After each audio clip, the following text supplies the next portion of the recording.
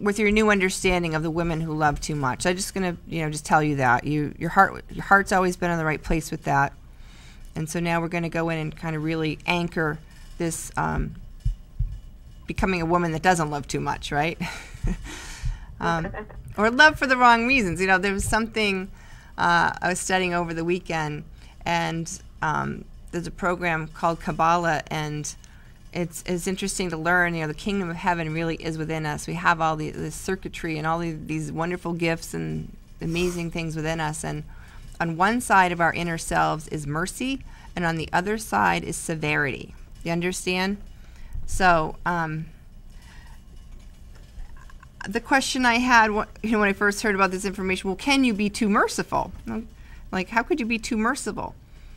But the teaching is to balance mercy with severity allows us to include the mercy, but also not become the doormat. And so you understand that the balance is necessary? Yeah, I'm learning it. Yeah. I'm trying to learn it, yeah. It is very, very challenging for those of us that did not grow up being able to defend ourselves. There's a certain, I think it's a generational thing. I'm not going into any blame. It was just a social conditioning I felt like I received in school that my opinion really didn't matter. And when you walk around with that for a long period of time, you don't necessarily develop the ability to speak up for yourself when you need to. Would you agree? Right. So in your heart center, I just get kind of all forms of expression were not encouraged. Correct? Okay. Yeah. So going back to that title, Women Who Love Too Much.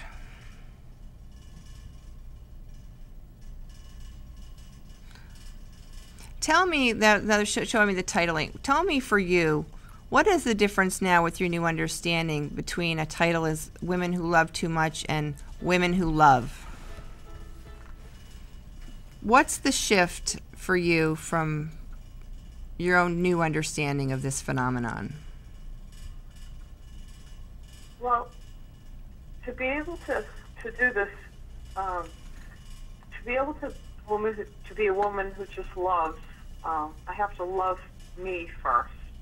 Mm-hmm. And that includes finding out what makes me happy and what makes me feel well and what my desires and my needs are. And that may take some time. And then after I find out what they are, is to be able to continue to honor what I need in the relationship. A woman who loves too much, it doesn't matter what I would want. It just matters what the other partner wants.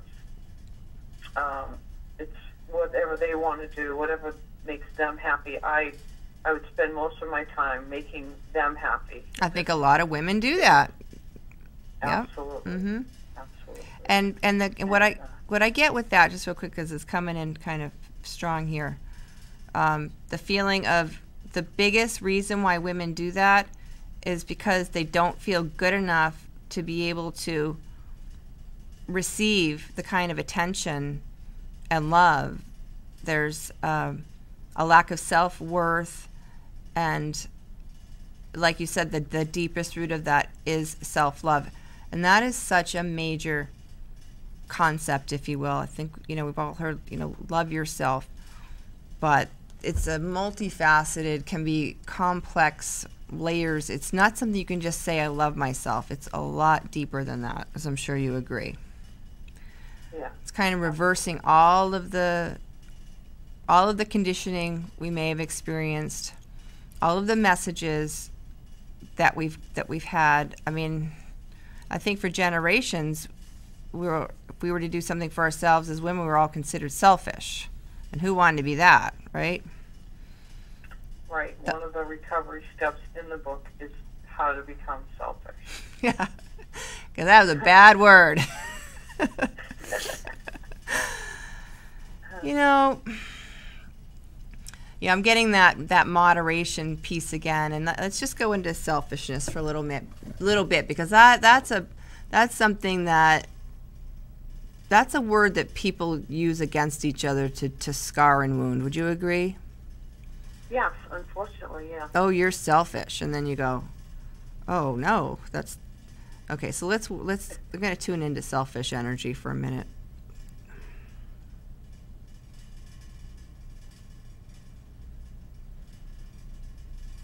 I'm asking if the Ascended Masters have any selfishness. I'm asking, I mean, I can understand we all have egos, and I don't know too many Ascended Masters walking the earth right now, but I do work with them on the other plane. So, the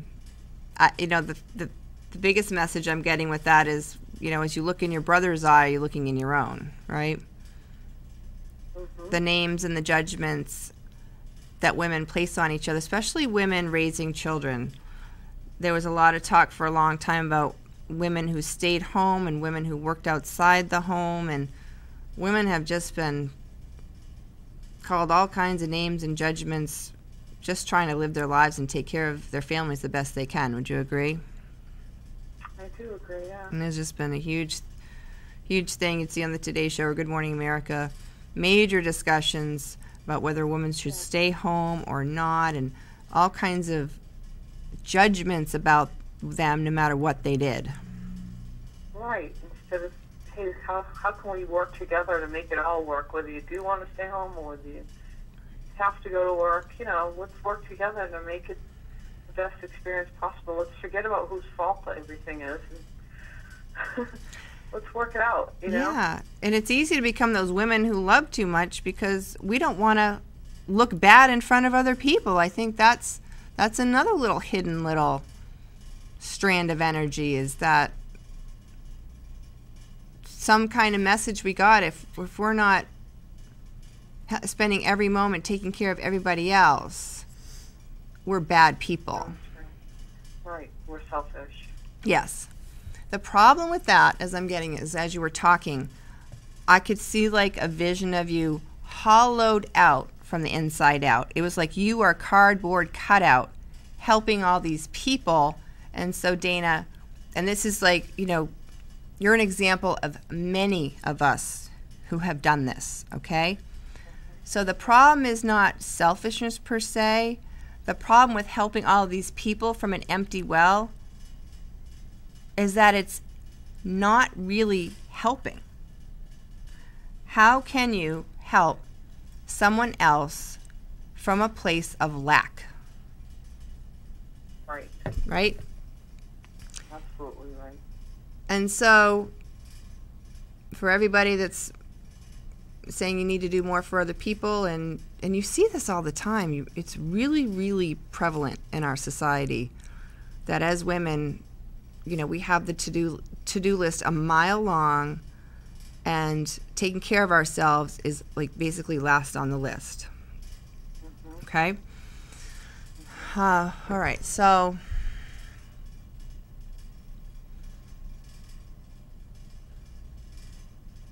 and it's interesting because, and I'm not going to swear on the air, but when it comes to men, to be quite frank, I've witnessed and seen that the men don't actually find the women who love too much all that appealing. They kind of like the one that, again, I'm not going to use a word that isn't in my vibration, but I've heard it talk like that, where the woman that's really speaks her mind and is tough often has the attention of the man that really walks on the other one who's giving him everything. You understand? Absolutely, they do get the respect. Yep. That they're requiring, really. Mm-hmm. Okay. But that's a woman, and again, there's varying degrees. You can stand up for yourself, you can overdo it, you can be obnoxious about it. I'm not talking about that. I'm talking about the woman that is unwilling to go against her own sense of what's right for her, no matter what. That whether it's in a relationship with a partner or your friendships, or it's even harder at your job if your boss is kind of walking all over you. Oh, I know. It's not an easy thing to say, this is a boundary and this isn't happening. So, but Yeah. here's your pink slip, right? I had to do that. Mm-hmm. Yeah. Not easy. Yeah. So. Not well accepted at all. No. And so I think, I get a picture of most of us, just to share this for people. I've worked with my own experience, and now you're talking about this, Dana. This is just a really relevant topic about